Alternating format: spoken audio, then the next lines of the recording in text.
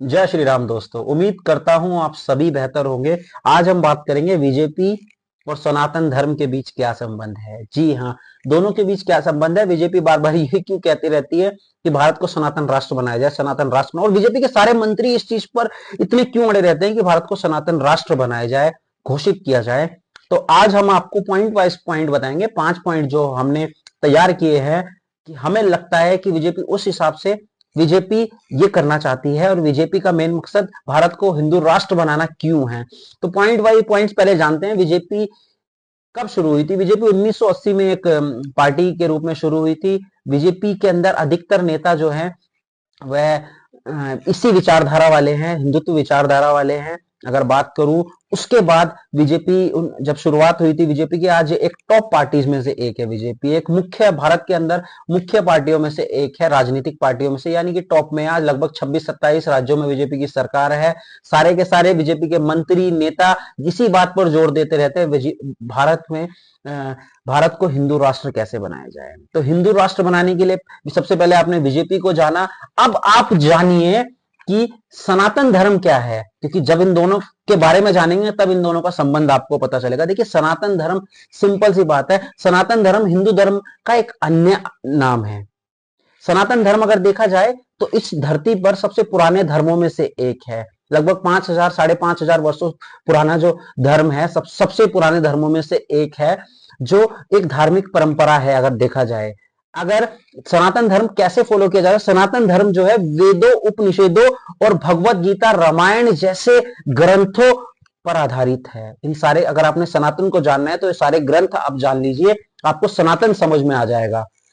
इसके अलावा इन दोनों के बीच क्या संबंध है, पहले बीजेपी बताया, अब सनातन बताया। तीसरे पॉइंट में दोनों के बीच क्या संबंध है, बीजेपी और सनातन के बीच अगर देखा जाए तो एक गहरा संबंध है। पार्टी के ज्यादातर नेताओं का संबंध बीजेपी से है और वह सारे के सारे सनातन धर्म के अनुयायी हैं। जितने भी बीजेपी के नेता हैं वो सारे 99 के 100%, चाहे वो किसी भी धर्म के हो, वो सनातन धर्म के अनुयायी हैं, सनातन धर्म को फॉलो करते हैं, भारत को सनातन धर्म बनाने की ओर हमेशा जोर लेके, हमेशा एक आंदोलन मोड में रहते हैं। तो आपने देखा बीजेपी और सनातन धर्म का क्या रिश्ता है।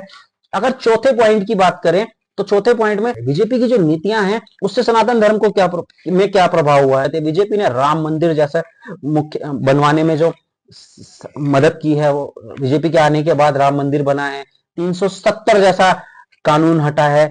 इसके अलावा जो गो रक्षा होती हैं, ये नीतियां जो सनातन धर्म के मूल्य को बढ़ावा देती हैं, वो सारी नीतियां, जितनी भी नीतियां सनातन धर्म के मूल्यों को बढ़ावा देती है, वो सारी बीजेपी आज लाई है और उस पर कार्य करके सनातन धर्म को आगे की ओर ले जा रही है और अपने सनातन धर्म, सनातन राष्ट्र बनाने की ओर कार्य कर रही है। अब जो सबसे महत्वपूर्ण 5वां पॉइंट है, सनातन धर्म जो है भारतीय संस्कृति का एक, आप देखोगे ना, अभिन्न अंग है। सभी लोग, हिंदुस्तान क्या कई देश सनातनी ही थे जो बाद में किसी के जबरदस्ती या करने से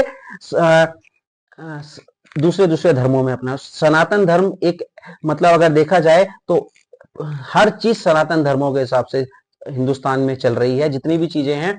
और बीजेपी और सनातन धर्म के बारे में आज जो मैंने समझाया, बताया, आपने जो जाना, तो इस विषय पे थोड़ा बहुत जो होगा वो समझा पाया होगा।